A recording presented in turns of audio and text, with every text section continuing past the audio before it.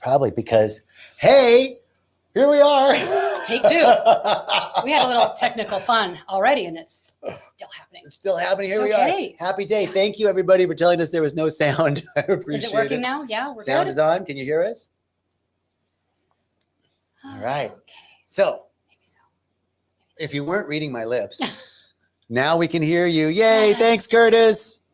Ufulu, thank you. Thank you. Thank you. All right. So, if you weren't reading my lips earlier, I'm just going to tell you that what's going on at Rythmia is transformation. It's happening. It's been a wonderful week. It's been a tremendous week. We had such an incredible Amazing group. week. Incredible group. Well, before we get into the week and everything, I want you to meet Michelle. Michelle, meet everybody. Sorry about the sound. We're here now, though. Yeah, thanks for joining us. Tell us all a little bit about you. So, or what brought you here? What brought me here? Outside of, in one day, two different people, unsolicited, wasn't even part of the conversation, saying, hey, you really should consider going. That would get anyone's attention. But outside of that, and it was the final that I needed, but I have a PTSD retreat center, as we've talked about, and I do a lot of research on what are the latest studies, the latest research, the latest things out there that are helping people change the meaning that they have assigned, the events that have happened in their life, that is faster and more effective than 20 years on a therapist's couch. That sometimes works and sometimes doesn't. And I would have been very remiss to not look into this firsthand personally, to be able to speak to what it is that actually happens. What does that transformation feel like and look like? And it's powerful. It's amazing. You have to come and experience it yourself, really. So, but what you said was you came because I have a PTSD retreat center and I would be remiss if I didn't explore this. Right. Was there something else calling you to come, or was that your only reason and you found something else while you were here? You know, I didn't have as many people said, well, you know, here's why, here's my story, or here's what I'm trying to get past. I didn't think I had a thing. I didn't think I did. So I was just open to the observer. How does all this work? How does it play out? What does it feel like? Observing what is everybody else's experience and their journey. But as we all know, you know, we can think we don't have a thing, and then turns out we have a thing. We have a thing. We have a thing. And that thing truly can be course and life and trajectory altering. It's a profound awareness that maybe we didn't know that we wanted or even needed. And then when it's staring at you, it's the biggest aha moment that I could ever imagine. Like everything makes sense. And not that I thought my life didn't make sense. Right. At all. I had perfect control over it. All of it. And then you see things from a different perspective, and it changes everything. Amazing. Can I talk about the thing? Not your thing, but the thing. The thing, yes, please. The thing. Like, so you might be going, well, what's the thing? Well, you have to come to Rythmia to find out. No, the thing is that part of us who we think we need to be in order to get our needs met, who we think we need to be in order to be loved, to feel like we belong, to feel like we're safe, to feel like we're enough. And it's this story that typically we learned really early in childhood, and it gets kind of sutured into our consciousness, and then it's in the background. It's like one of those background programs that's operating behind the scenes. And however, it's really driving our lives, this narrative of our lives, this story. And it's something that we know, but we're really not willing to see. It's like a blind spot. But we kind of know it. We kind of know, like I kind of knew that I was a perfectionist. You know, I kind of knew that I was a people pleaser. But I didn't know how any of that like connected to some story. And so you came thinking. And truly how detrimental any of that is, whether it's perfectionism or the need for control. We want to see all the good side of that, but we don't want to see what is the cost of that. What was the cost in your life? Well, Are we jumping to the story too early? You No. want to hold No. 'Cause I was just wanna- going to say, you can visualize, like that knight in shining armor, like a suit of armor. Have you ever tried to hug that?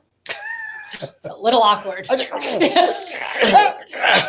Clank. Love you. That's that. So it's kind of trying to hug the Michelin tire guy, Served a purpose to an extent, yes. but then it also is costly.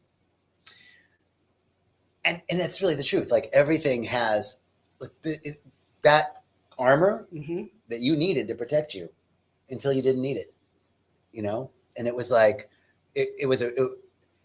Well, I didn't know I didn't need it till Tuesday night. Right. But I'm saying it served you. Oh, it did. served you well. Absolutely. You've done some Absolutely. amazing things in your life. I can't wait for you to hear about how freaking amazing this lady is. So before we get, because I'm excited to tell this story, for you to tell the story. I'm excited to tell her story. But I want to know a little bit for the people out there in TV land, if it's that even anymore, whatever it's called, the streaming land. A little bit about rythmia. Like, so you arrived, you got here, you were looking at all the people like, what the heck was I, what was your experience of arriving and the experience of like the resort and the food and the stuff and the classes, and how did you enjoy all that? Yeah. So in the beginning, no different than any time you're going to a group setting, everybody feels odd. Right. Like everybody is looking at everybody else like, oh, why are you here? I'm not sure why you're here. I'm good. But I hope you get your stuff taken care of, whatever that may be. And do it over there because I don't want to be around you. But I'm fine. So I'm gonna go ahead and stay right over here. And you totally, I love it. John Jacob, you're fine over there. So the awkwardness, the blessing there is that everybody shares in that. The other great thing, not so great, is that everybody's going to share. I'm sure you talk about the outcomes of these sessions. Oh, you mean pooping and puking? Okay. Yeah, so we do. We talk about.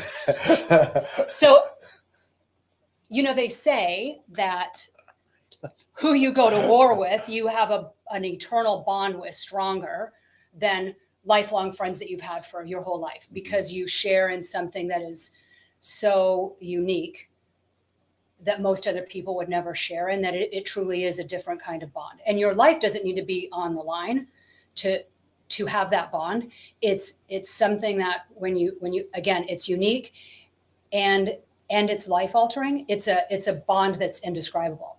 So everybody in the room going through all of that at the same time, simultaneously, you develop such a degree of compassion and understanding and relatability, and you're in it with everybody else, that you now share a commonality the next morning over breakfast. And you guys all said your conversations are going to be different than any other conversation you've had, and that's no joke. The things you start comparing are not the last vacation or your favorite soup. Oh no, it's how much, what color, how big, how often. It's a thing. Oh, I was showering out my butt. Oh, yeah, made it to the bathroom. I didn't. Yeah. So and it just continues that way. And then the stories as the days go on as to where that came from and why and what was released, and the rawness and the reality and the authenticity of these conversations, rarely do people have. Again, even if it's somebody you've known your whole life, rarely are you sharing the truth of your trauma or your struggle or whatever it is that you've been hanging on to. Like I said, that you maybe didn't even realize has been the backbone of your story of your life. To summarize, what you just said so beautifully is that there's this initial, like any place that you go to, like standoffishness. What did I get myself into? Oh, those people are weird. Oh, this here, over there, I'm here. And then through the intensity of the experience, through this sort of opening up, being vulnerable together, talking about all sorts of things, including really personal things, but in a setting that's safe. It's very safe. You felt safe to do Absolutely. that. Absolutely. And then these bonds that are as intense as the bonds that you would see when you've been through the fire, because you really have. Absolutely. You've been through the fire together here. So beautiful. Oh, it's extreme. And the last class, because we've finished, so we had our closing class today, and in every other one, because we have them every day, it was gratitude for the experience, gratitude for what I learned, gratitude for my miracle, gratitude for my epiphany, gratitude. And today, every single person was gratitude for one another, gratitude for this journey would not have been as meaningful had it not been for everyone else in that room. And it's beautiful. I mean, it's, I mean, I hate to say it's indescribable because we're sitting here trying to describe it, but it's a once in a lifetime, for some people, I guess many, but it's an experience that's beyond words. What were the classes helpful for you? Insanely helpful. Insanely Maybe share helpful. a little bit about what. So I've heard, and I in my research, I've read about a lot of places that do various things that help with neurology, and a lot of them are a night, one thing.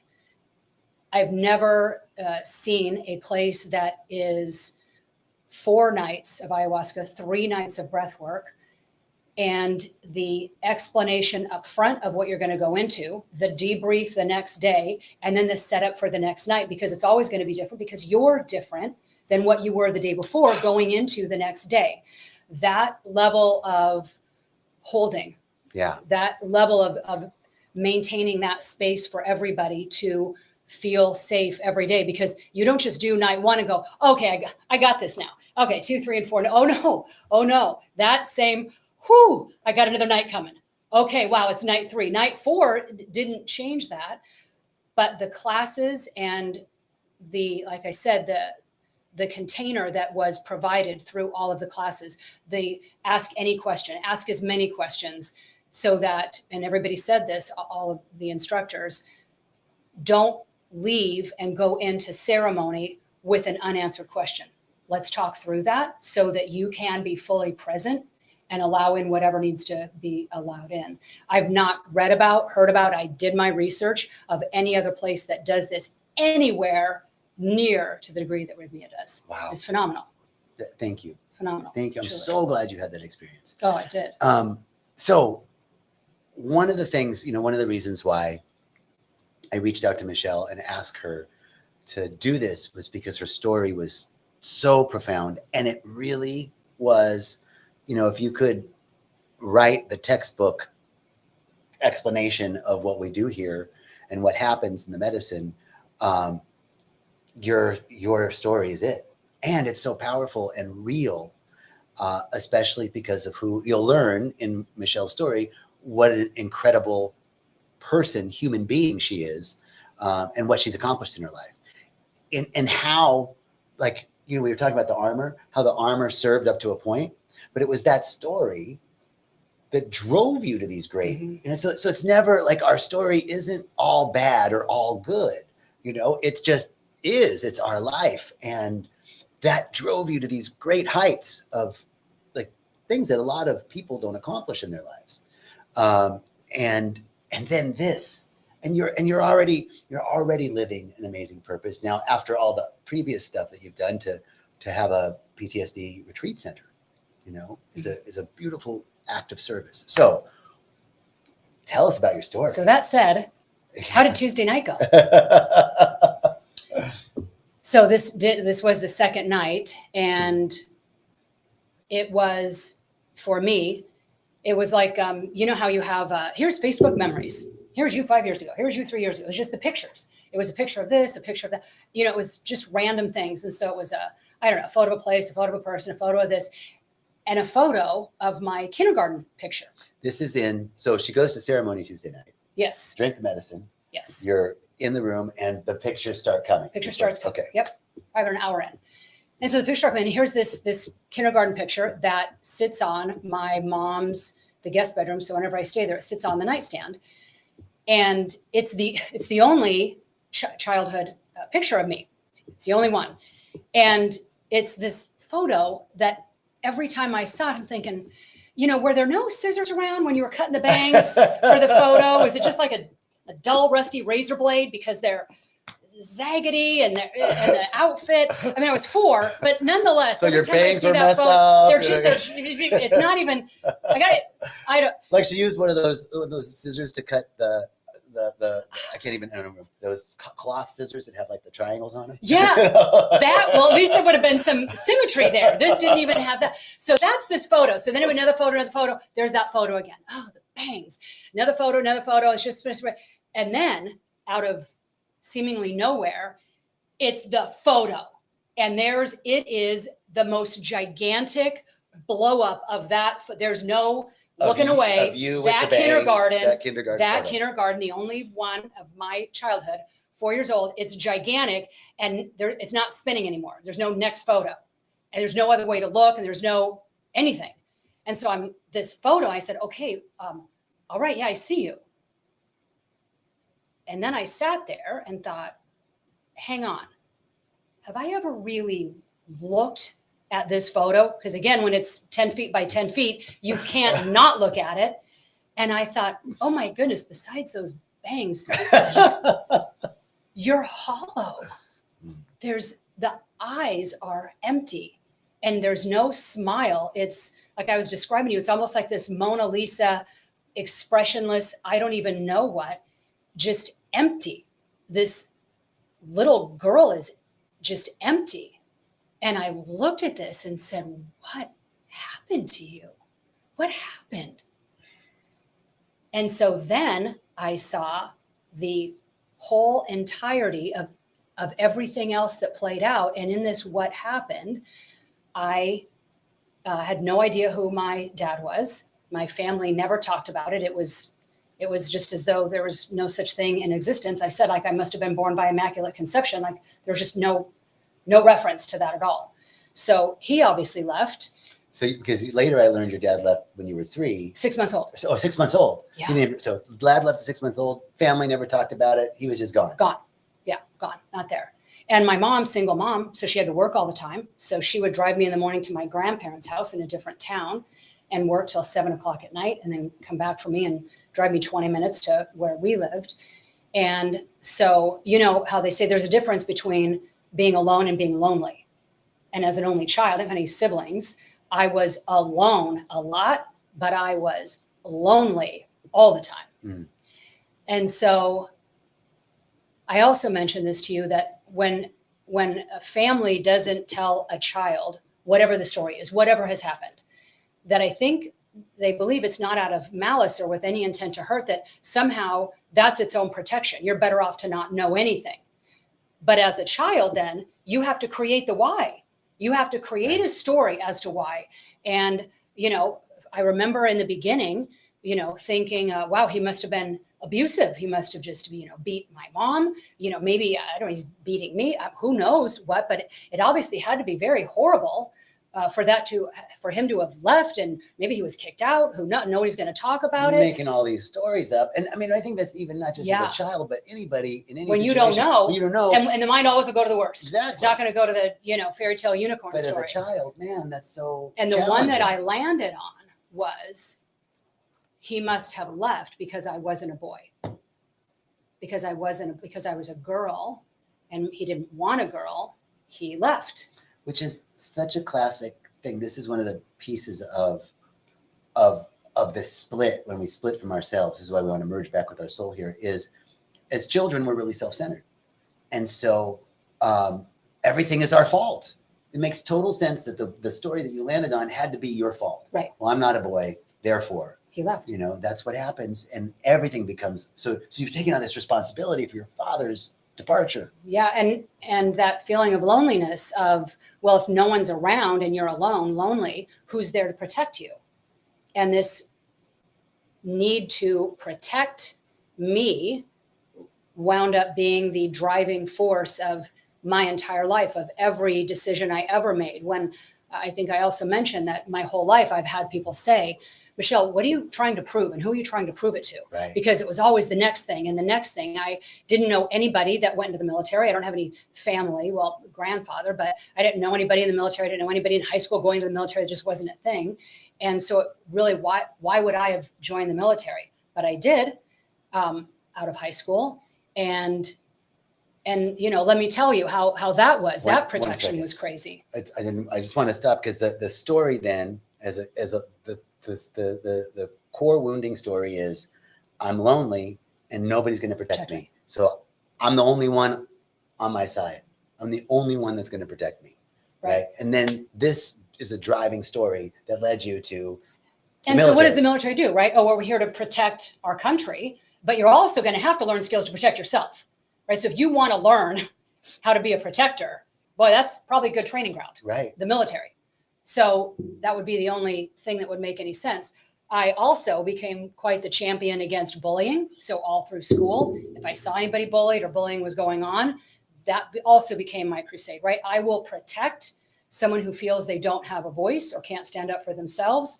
That went on all in the middle. That went on my whole life. So this pattern, this crusade, if you will, of, being that I'm going to wear that suit of armor and nothing's going to hurt me. And I'll go after anything that even thinks it's going to or harm another. I'll throw myself in the middle of that battle. And so I left that when I got out of the military. I would have you on my side anytime. Oh, you want that? I do. I'm Joe. Get over here. Someone's messing with me. Then I went into how many years were you in the military? 4. 4 years. 4 years. Yep. And then I went into commercial construction, so male-dominated industry. So I was in the construction industry for about a decade, and then I thought, well, I need the next thing. That construction and commercial sales can't be my legacy. Well, logically, the next thing I really should do in being of service, I became a firefighter. So, right. So I'm going to run into the building, burning building. Protection, right? So if you're struggling, who's the person that's going to be the first one on scene to save you, to be that rescuer? And it's all part of the same thread. So oftentimes, and you told your life story, that it looks like it's everywhere. Yet when you really look at it, there's always a common thread through all of it. Yeah. And that was mine. And so being a firefighter was just, more of the exact same thing. And it wasn't, I was just going to be a firefighter. I was going to be able to do more push-ups than anyone else in the fire department. I was going to be tougher and stronger and whatever else it was, bring the challenge on. You're not going to, you were telling me, like, if you can do this, I can do, like, let's go. You can carry someone 300 pounds, bring someone 350. That's right. Did you carry a 350 pound person? Well, at the fire academy, you rightfully so. If you can't do the job, it's not like a 5'4" female is going to show up and the flames are going to go, oh, the small girl's here. Tame it down. Tame down the flames, everybody. She can't handle it. You know what I mean? So you hork 350 pounds. But it's technique.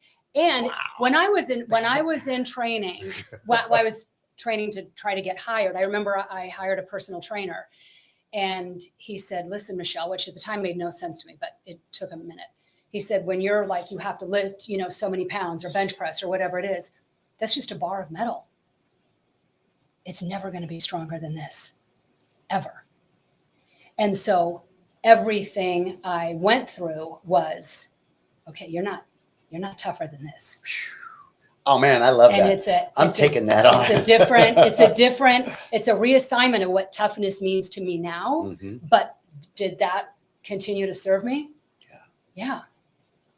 Yeah, that suit of armor was, we said, like the Get Smart show. Here's a wall, then here's a wall, then here's one, then here. You think you're going to get through one? That much. So, 99? Okay, so you're a firefighter. You've been in the military, construction for 10 years. Yeah, all of it, yeah. And then I built this retreat center, right? So focusing on veterans and first responders with PTSD. And so, now we're kind of current of, hey, want to see what all the latest things are and what's most helpful. And, I was good. I didn't come here to resolve a problem. You come here to resolve a problem. Came here to do some research.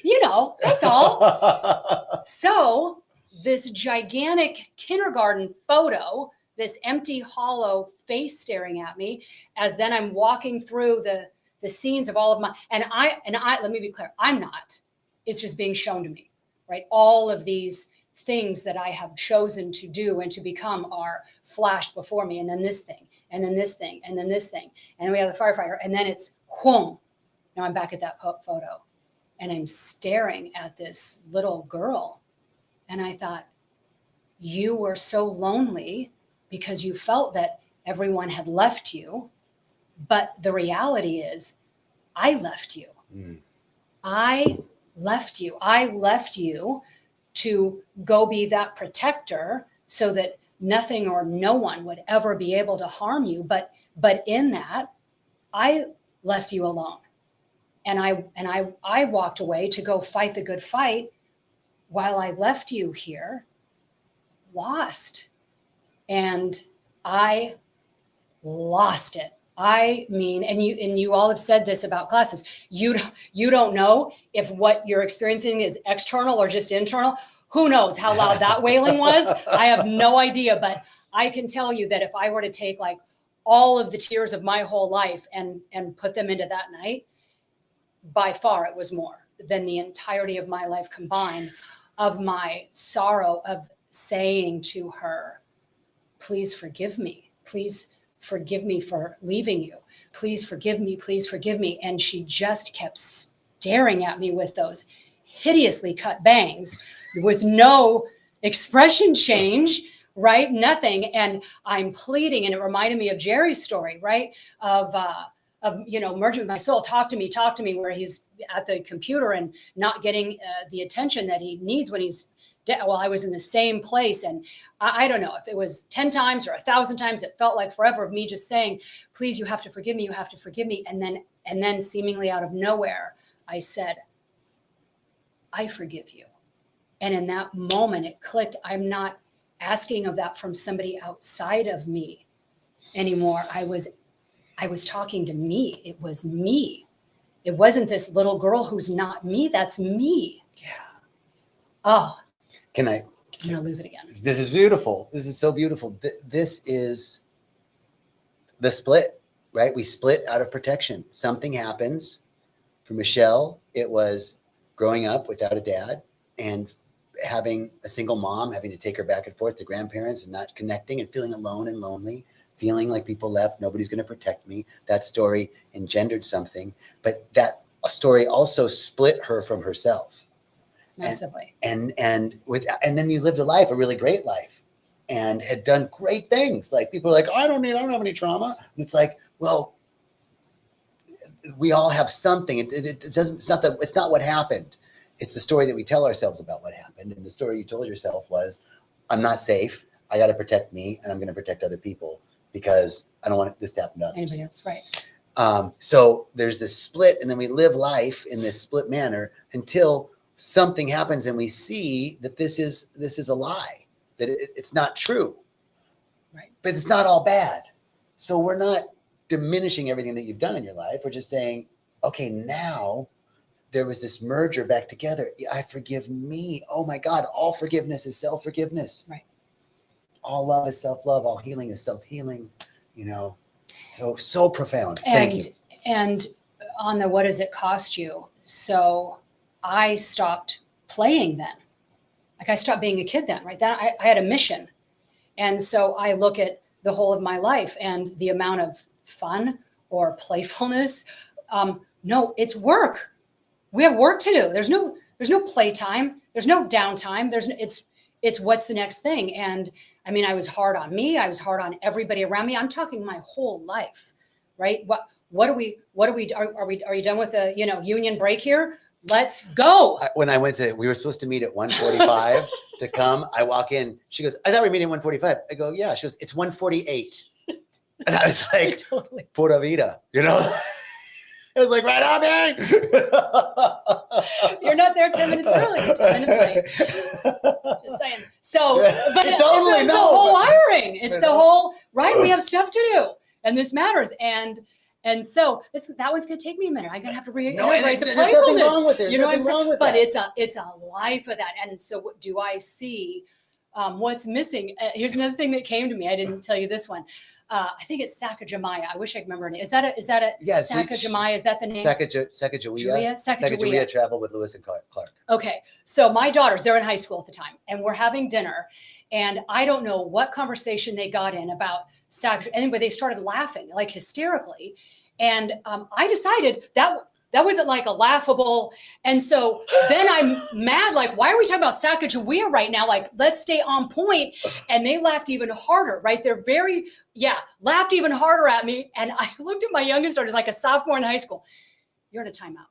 And they looked at me. I'm not putting in a timeout. She's like, wait a minute. Wait a minute. Are you saying you want her to go sit in a timeout? Yeah. You didn't put that fork down right now, like, because we were laughing? Yeah. What do you think this is, playtime? Sacagawea? No, it's not fun and games here. I mean, let's understand, like, I obviously have humor in a lot of things. She's really funny.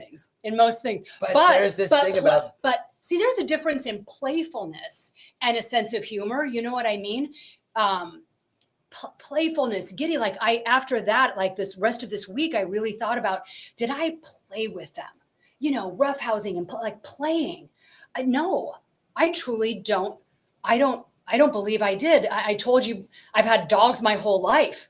None of them have known how to play with other dogs. They're dog friendly, but as soon as a dog starts to play, they're like, whoa, I don't know what's going on. I'm out, you know? And so I'm like, well, yeah, okay, I get it. So not playful. One of the things we got to make up for that. Yes. And it's never too late. It's never too late. One of the things that we really work here on is the intention, right? So now you have an intention for play. Oh, huge. I play. And it's never too late. No, it's never too late. It's never too late. You know, somebody had said in class, I feel bad that I wasted 40 years of my life not getting this. Mm-hmm. And now that I have, I see those years wasted, and everything happens when it should, as it should. Absolutely. Everything. And so, you know, I could say, wow, I wasted all these decades of my life not being playful and not finding more enjoyment in the moment. No, I'm going to tell you what, I have so much making up to do. It's going to be a roller coaster ride for you run across me now. And that's, you know what I mean? Welcome to the fun zone. I have a whole new assignment that is welcome to the fun zone. Exciting to me. It's just a look whole, at you, just so bright. It's okay, but there's we've seen who we've become. We've merged with our soul. Right? Yes. But now the third intention at Rythmia is heal my heart, forgive the unforgivable. Yeah, yeah. So that girl, right? So I walked the whole thing, and then I said, I forgive you, and I just sat there with her and said, hey, okay, wow, like I'm good. Like, hang on, let me check in with myself. Oh my word. Like, I feel, and let me tell you what feeling bad feels like. Twisted. Can I make it to the bathroom? Can I make it to my bucket? Like, it's no joke. And in that second, not good, it's again, an indescribable, a completeness of, I feel great. And I looked at her in this photo. The eyes are not hollow anymore. She's there. And I said, hey, let's go out to the hammock. I want to catch you up with what we've done with this lifetime, because you've got some mad ninja skills now. Yeah, let's go chat about that. Get a hork a 350-pound dude out of a and we just building. Laid in that hammock. It was the full moon night, and looked at that full moon, and I laid there with the child me and just embraced her and had the most amazing, magical, whatever that amount of time was, who knows, here, time stands still. That was a level of closeness that I've never felt before, ever. And it's hard to feel closeness with anyone through a suit of armor. Yeah. Any relationship. I mean, it's impossible. You can only get so close. Yeah, tank, dink. So you're catching yourself up, your little self up, your soul. Like, I've left you behind. Let me tell you what's going on. So that is healing my heart. Huge. And anything around your mother, your father, forgiveness. You know, it's for me, and forgiveness is a different journey for everybody. But if I get why I became who I became, then the story is the same for everyone. And I don't need to know what that is. I can just apply that same logic, that same heart to why ever you did what you did is the playing out of your separation. So how is it for me to forgive that? Because to forgive means, hey, you've done something wrong, so I forgive. I don't think there is something wrong. It's your journey. Whatever it is that happened there with you, I see you. I see you. That's amazing. It's just a different, for me, that's just a whole different energy. It's okay. It's truthfully, we're good. It's okay. Beautiful. So I am so grateful and so blessed I am too. for you and truly everyone here. And I said to you every day, because you taught class every day. And so when it was, well, what was last night like? Well, let me tell you how you were in my head last night. Michelle! Walk in trusting. That was the advice for night 2, for Tuesday. Listen, there seems to be a little thing around trust here. I was fighting the ayahuasca and I didn't ever win that battle. Fought it in a big way and it fought back. He said, you got to trust. And I told you, I said, look, I'm not going to lie to you and say, okay, I just trust. No, but I said, I'll trust for a night. I'll give you that. I will trust for a night. That's it. As in one step, I'll give you that. I'll be all in to one night. And that's all I needed. That's all. That's it. That's we all need. it took. That's all it took. Is a yes and a willingness for life. Wow. That's it. Well, you can tell why I wanted to have you come share this story with people, because it's so impactful. I know so many people now are listening, and then in the future, as they come across this, that there's just something so magical in the way. And because you are freaking hilarious and awesome, right? It's just been really, really great being with you this week. Is there anything else on your heart that you'd like to share? Anything that you'd like to say? If you're hearing this, there's a reason. Okay. I always feel that, everything happens when it should, as it should. There are no accidents. And if you are here and you are listening and there's any resistance, that's okay. I get it. You get it. But maybe now is the time, that yes thing, maybe now is the time to open your heart just enough to say, let me go check this out. Let me go check this out. Let me just see what this is about. Hey, maybe it's all, maybe none of it works. But what if it does? Maybe you don't need fixing. Maybe you don't need healing. Neither did I. But maybe there's something out there. What do you have to lose in finding out, in just seeing? Because the flip side is, what do you have to lose? The best of the rest of your life. And why would you risk that? Bam, bam, bam. The best of the rest of your life. Don't risk that. So beautiful. Thank you, Michelle. And see now what I can do, because I don't have this. Oh, thank you. Thank you. Oh, amazing. Thank you. You're awesome. Thank you all so much. Hope you had a great day. Oh, before we go, I should probably check and see. I should see what people are saying. Michelle, so great to have experienced this with you. This is Jessica. Oh, Jean Marie. Hi, Jean Marie. People are saying thank you. Such a wonderful story. God armor is a good thing to have. Okay. And Curtis, somebody from a previous thing was like, about last night. Oh. All right, everybody. Yeah. Thank you so much. We'll see you next week. And richest blessings. Life is good. Show up. Blessings. Show up for yourself. Yes. Thank you, Ufulu.